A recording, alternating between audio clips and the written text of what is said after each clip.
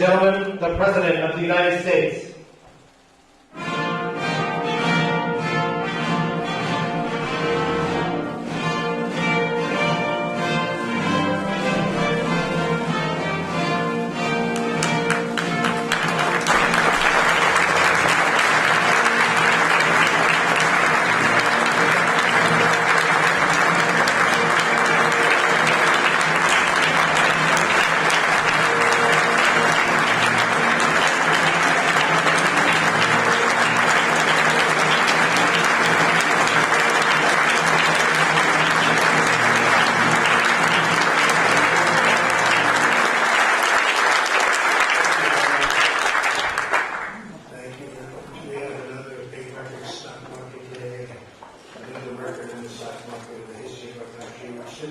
Jobs and a lot of other things. We're doing really well.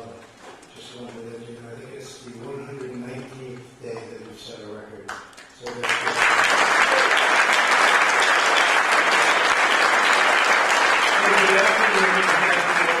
here as we celebrate a profoundly historic milestone and a truly momentous achievement. Thanks to many of the people here today, my administration, and Republicans in Congress have now confirmed more than 150 federal judges, and to be honest with you, it's substantially higher right now than that, Mitch. It's about 159, and we should have within the next short period of time, like 2 months, we should have about 182 federal judges.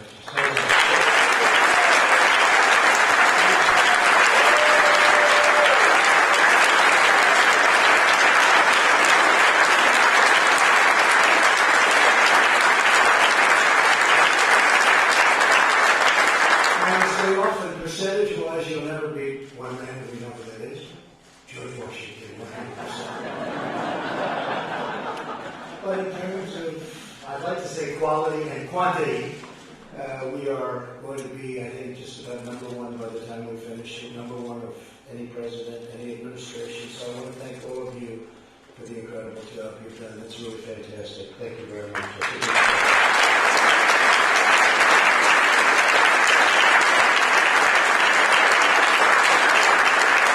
Our Constitution as written. These distinguished men and women are some of the most gifted scholars, respected jurists, and finest legal minds ever placed on the federal bench. Together we are restoring American freedom, defending American justice, preserving the extraordinary vision of our founding fathers. We're delighted to be joined on this special occasion by Vice President Mike Pence. Thank you, Mike, very much.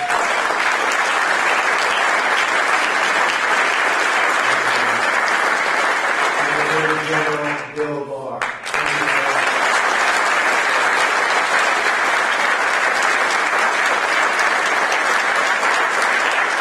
I want to thank some real friends of mine too, and warriors. I have to say, warriors. We have a lot of great warriors in our party, and it's. I think it's necessary, frankly. If not, you got a problem, right? But I want to thank Chairman Lindsey Graham. Lindsey, thank you very much.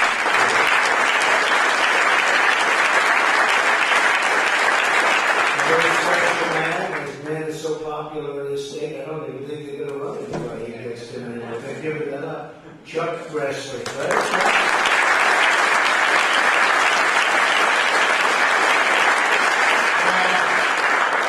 Also with us are Senator John Cornyn. I looked at your polls.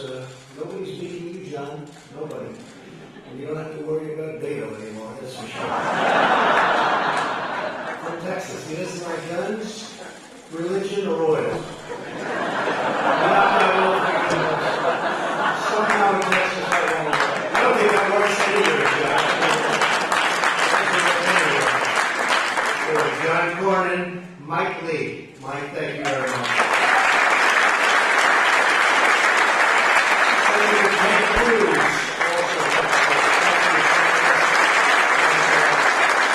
Senator Tom Tillis. Senator Ben Sass.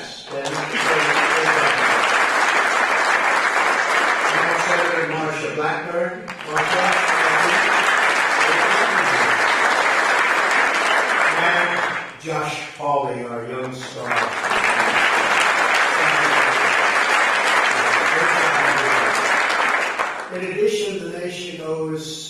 immense debt of gratitude to a man whose leadership has been instrumental to our success. It's so important to him. And he always mentions the number one point. I've always heard, actually, that when you become president, the single most important thing you can do is federal judges. They say Supreme Court judges, but we have them too. But federal judges. And, based on that, I think there's nobody that's done a better job ever than Senator Mitch McConnell.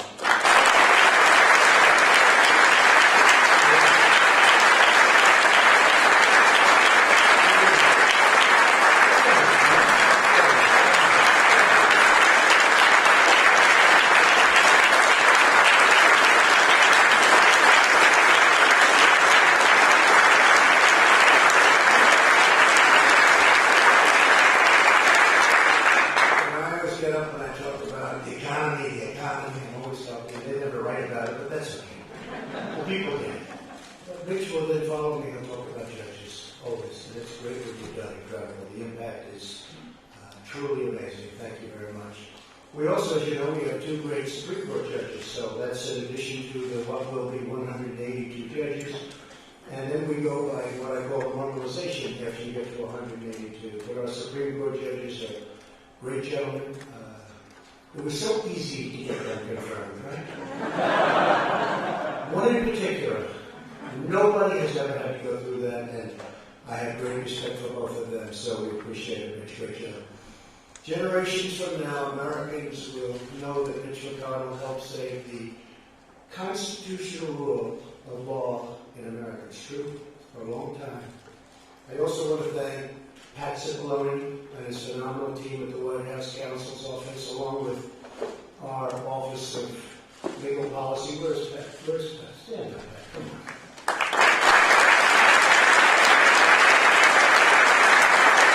Strong silent. Great job you've done. Very great. I always wanted to be the strong silent type, but it never worked out. I want to be, but it doesn't seem to work out. But the Office of Legal Policy at the Department of Justice and the many friends and legal luminaries who have supported all of those nominees, and to all of the rest of you in the room, some incredible people in this room, great friends. In their wisdom and genius, the framers of the Constitution separated government power into three branches. Congress writes the laws. The executive enforces the law. And the judicial branch provides an impartial interpretation of the laws that applies to any case before them.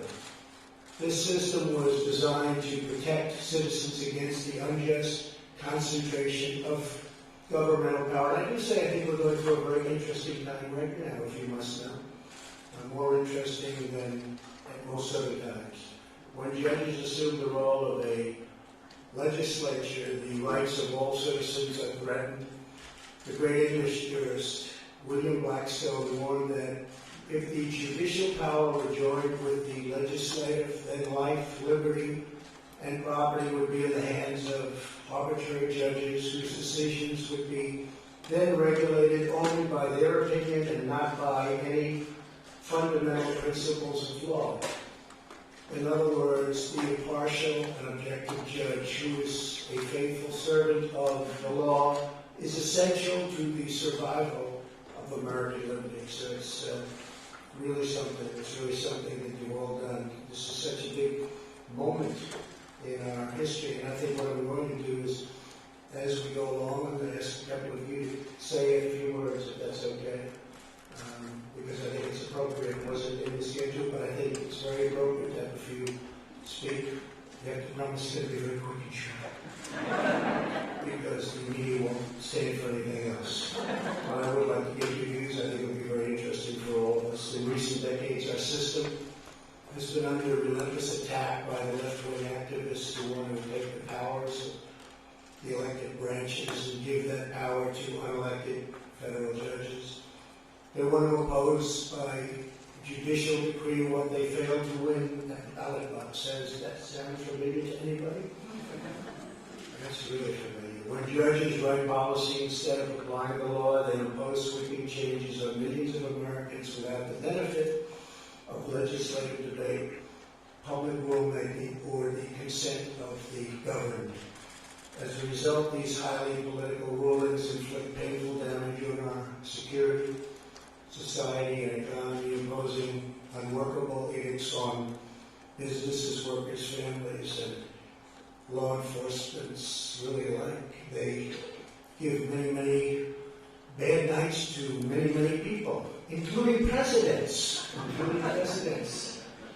We power through it. We have no choice. I will do everything in my power to halt judicial activism and to ensure the law is upheld equally, fairly, and without political prejudice for all of our citizens. So I'd like to, before going any further, I'd like to maybe start off, I think it would be appropriate if we start off with Mitch to just say a couple of words and how he feels about where we are and what we're doing. And we're going to go through a couple of our friends, if you don't mind. And to me, it would be very interesting. Mitch, we're going with this.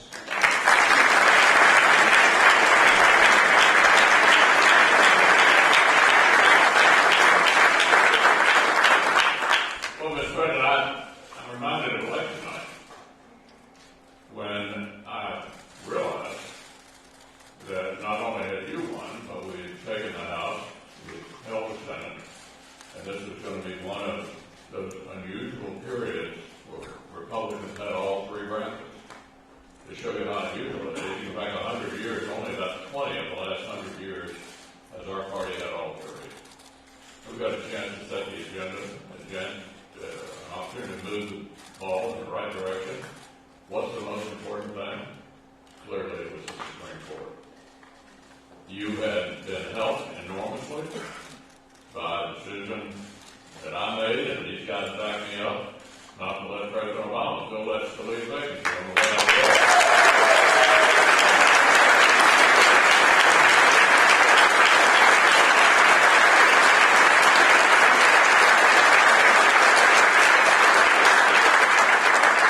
And boy, you didn't blow it. Neil Gorsuch is an all-star, isn't he?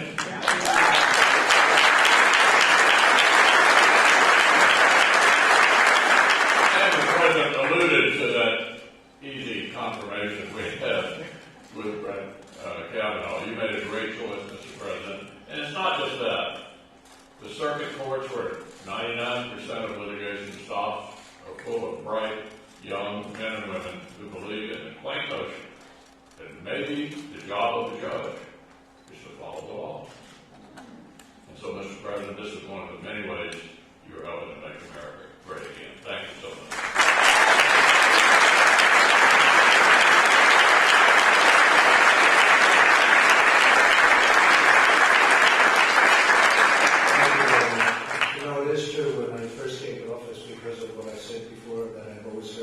How important it is, the choice of judges and the number of judges.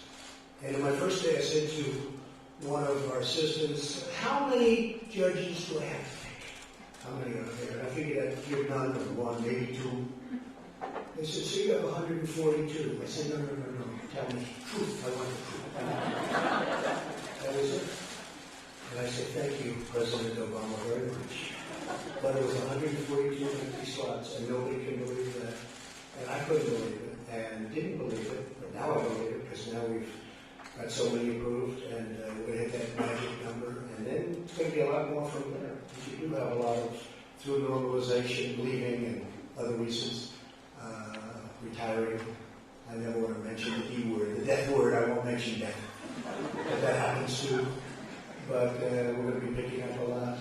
A man that I have a lot of respect for, and everybody does in the Senate, Chuck Grassley, come up and say a couple of words.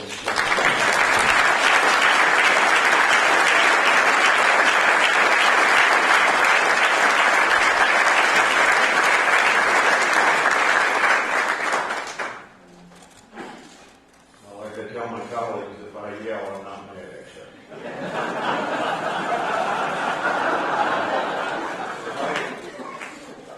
Let me say what sets the stage for this before any of us have anything to do with this. You ran on a platform that no other president has run on to tell the type of people that you were going to put on the Supreme Court. And name 20 or 25 people, and that list is still out there. And it's made up of just the kind of people that Mitch McConnell's talked about, and you've talked about, people that are constitutionalists. And you kept your word. And 20% of the people voted for you based on the proposition of the kind of people you were going to put on the Supreme Court. So a lot of candidates for any office run on a platform, but they don't stand on that platform. And I think what's important about not only the judges that you have appointed along the lines of what you promised the people you were going to appoint, but also a lot of other issues that you stand for.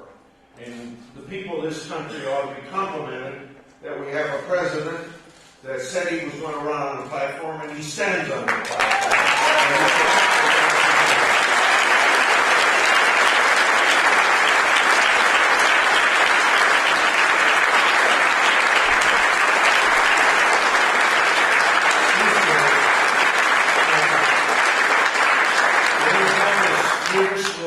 He's tough even when he's trying to be nice. I shouldn't say this, but he looked during one of the big events in the United States. He looked at a guy named Comey. He said, "Did you leak?" And he was really nice.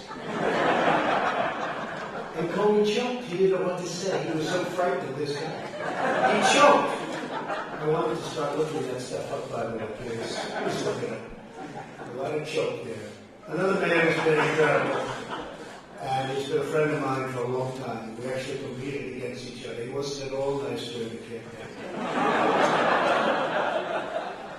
And who would have thought we would have become good friends, right? Who would have thought? But we did. And I can say the same for Ted, right? Well, we were good friends and then really bad.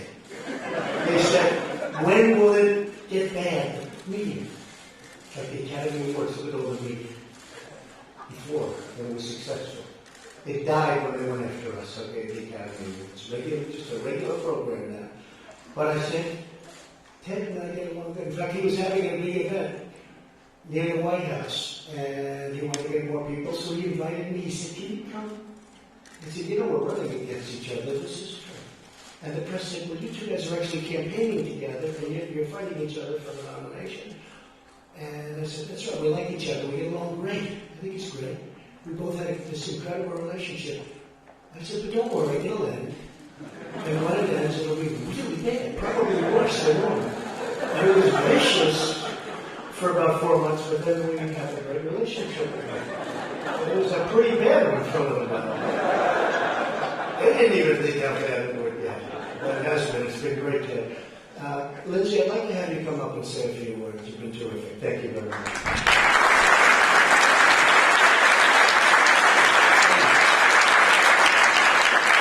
Well, in theory, at 4 o'clock, we're going to vote on 2 more judges. So, move this thing forward. After I got beat like a dog, which he likes hearing, he called me over to the White House and said, "I'd like you to help me." I said, "I'd love to help you be a great president, because you're now my president." And he says, "I don't have your phone number." And I said, "There's a reason for that." So the highlight of my campaign was when you gave out my phone number. If I did as well as my phone number, it might have been a different story. To the committee, thank you. The Judicial Committee is not for the faint of heart. Our Democratic friends are tough. They believe in their causes, and we have to fight hard for our causes. But one thing I want to say about President Trump, the defining moment of your presidency for me was the Kavanaugh hearing. This room would be empty if we had failed Brett Kavanaugh. Brett Kavanaugh lived a life we should all be proud of. He worked hard, and the way he was treated was the worst experience I've had in politics. A lot of people would have pulled the plug on him. Mr. President, thank you for not pulling the plug.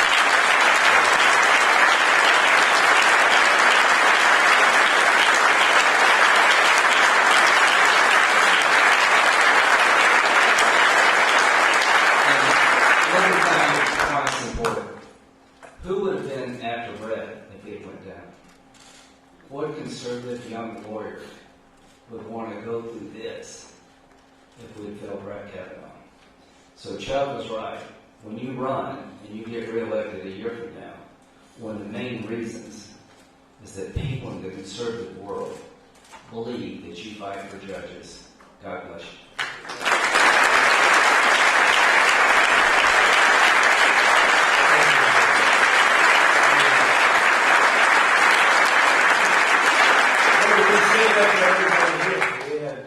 I don't think any, look, I know you all very well, I don't think anybody had any thoughts of doing anything different, at least in this group. I will say, that includes Mike. At that time, we didn't know Bill, he wasn't involved.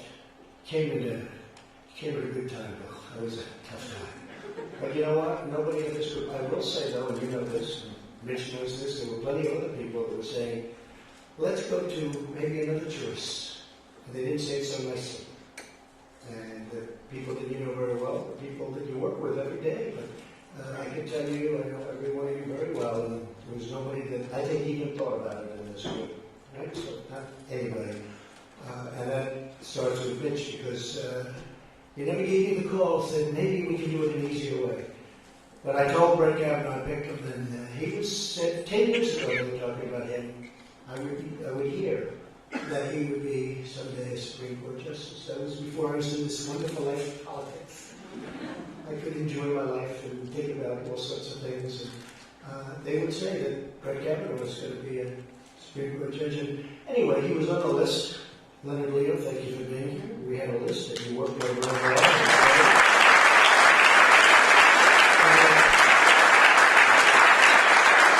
And it did have an impact. It really did have an impact on the election, if you think about it, because people knew me very well, but they didn't know. Was he liberal, conservative, who are the judges? And I hear so much about, but who are your judges? And I did come up with an idea to pick 20 and 25 people.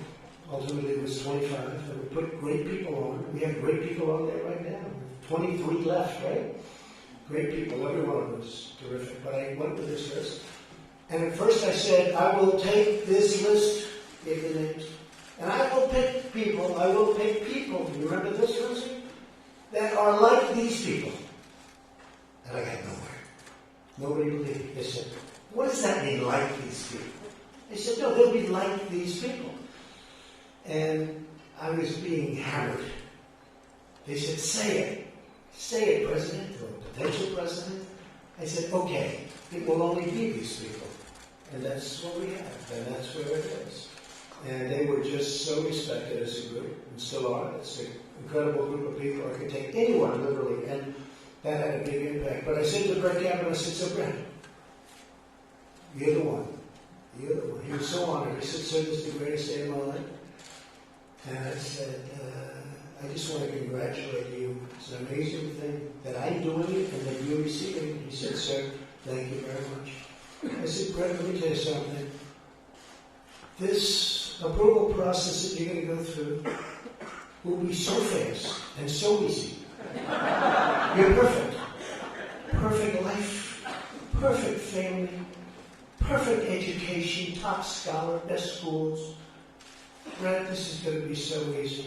Little did he know. Little did he know. But I'll tell you what, it really represented something. It represented unfairness.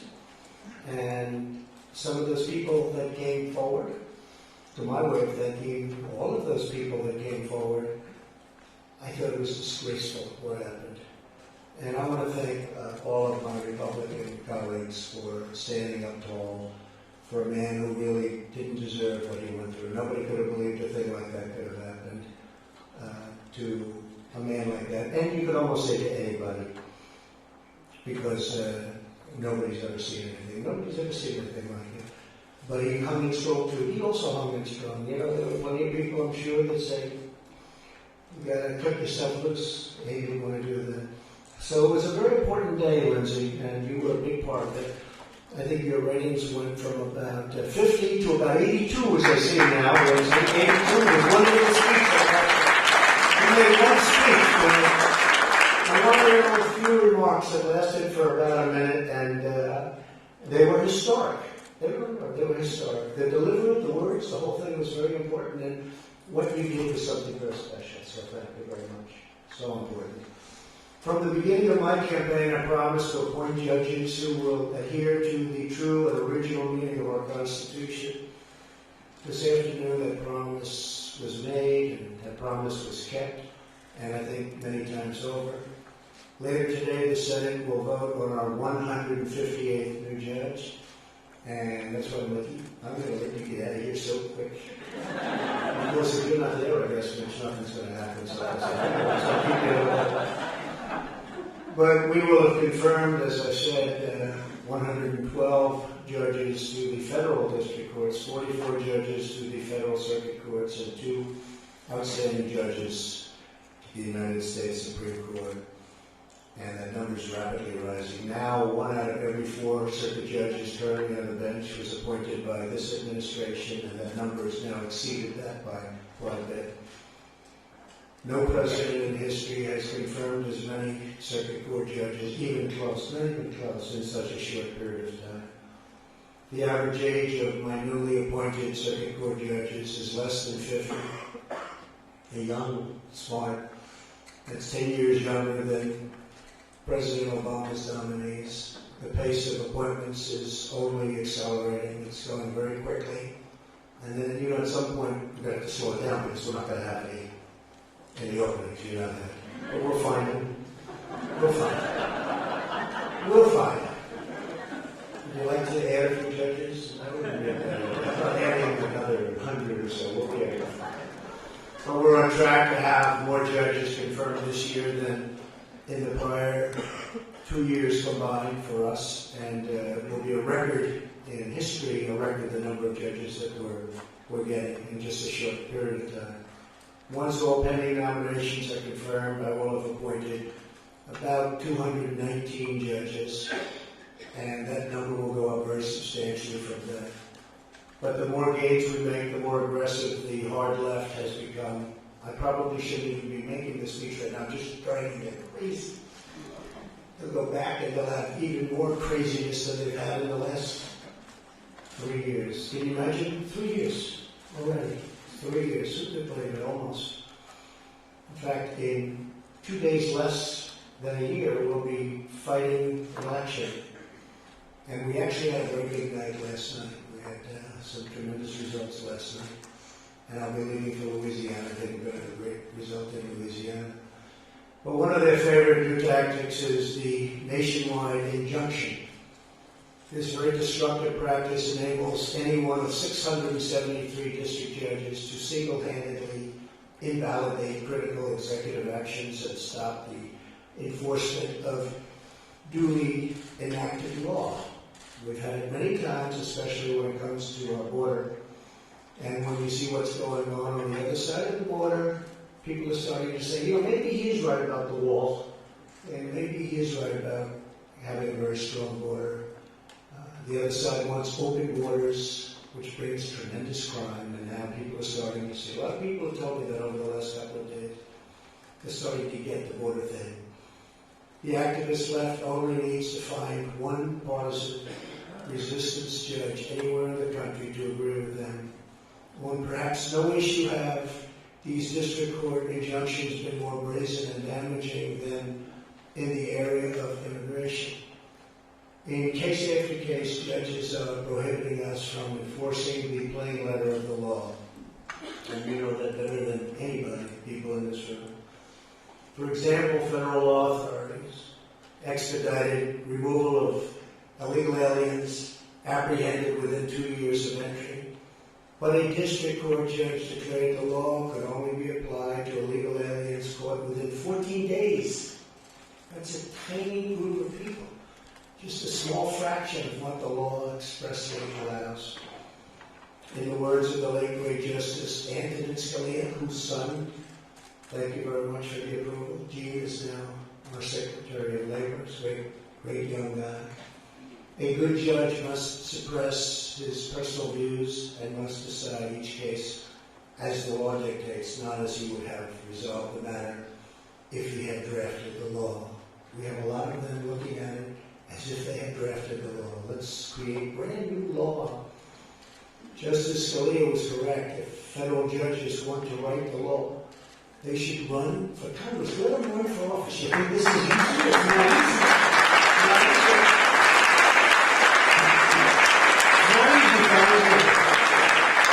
It's nasty. Nobody told me it was going to be this nasty. But that's what they have to do. Let them run for office and let them do what they're supposed to do. Let them do the job the way it's meant to be. In recent years, the left-wing assault on our Constitution has also become a personal assault on the nominees themselves. It's nasty out there. And you're right, Lindsay, one of the reasons it was so important was that people watch this and they don't want us giving up on them. They don't want us, so let's take the next one down the pipe. That would have been easier, by the way. It would have been much easier, but they don't want to see that. Nominees have been attacked in hearings for their religious beliefs. Our entire nation was stunned by the cruel campaign of lies and slander and abuse that was hurled at Justice Brett Kavanaugh, but we refused to cave in, and the left-wing mob, we will never, ever allow that to happen. Will we give up, will we cave in, even if it's by far the easy decision to make. When it comes to defending our freedom, Republicans will not back down. We will never, ever give up. While I'm your president, we will continue to nominate highly qualified judges who truly love our Constitution. And I know that Leader McConnell and Chairman Graham are absolutely committed to getting them confirmed quickly. And they have been going quickly. Of course, I'd like to get some other people confirmed too, please. Some of the other people, Mitch would say, well, we're going to do the judges first, and I always agree with them. And a lot of people waiting now for them, but he said, I want those judges, and I agree with them. Every judge we have placed on the bench will hear thousands of cases over their careers. They will ensure equal justice for every party before them, regardless of age, race, income, religion, beliefs, background. And they will safeguard the birthright of liberty that belongs to every man, woman, and child in our land. But it is not merely their responsibility to protect and defend the Constitution. It's our responsibility as well. Every American shares that glorious duty we have inherited as citizens of the greatest and most exceptional country the world has ever known. And we have to keep our country as the greatest the world has ever known. Because that great title can end if we are foolish and if we make mistakes. You see what's happening? You see what's going on? You see the statements that are made? And the ideas being put forward. It would no longer be a great country, certainly not for very long. For the sake of our families, our children, and generations of Americans yet unborn, we will fight with all of our heart and soul to preserve, protect, and defend the Constitution of the United States and the immortal rights given to us by Almighty God. Thank you, God bless you, and God bless America. Thank you very much. Thank you. Ladies and gentlemen, please remain the Speaker of the Parliament of the United States. Thank you.